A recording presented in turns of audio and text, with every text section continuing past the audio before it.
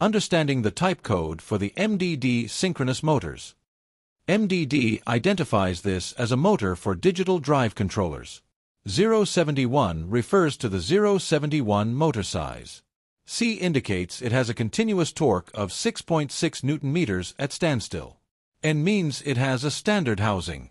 030 means the motor has a nominal speed of 3,000 revolutions per minute. N refers to the standard balancing class. 2 indicates it does not have a side B shaft end. S identifies that the motor uses digital servo feedback. 095 means the centering diameter is 95 mm. P indicates the shaft is keyed and has a shaft seal. B indicates the power connector faces side B. 0 means there is not a blocking brake installed. Frequently asked questions. What is the maximum current? The maximum current is 48.6 amps. What is the winding inductance?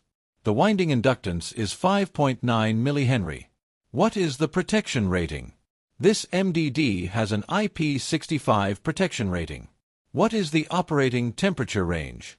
The operating temperature range is 0 to 45 degrees Celsius. How much does the motor weigh? It weighs 11 kilograms. Thank you for watching.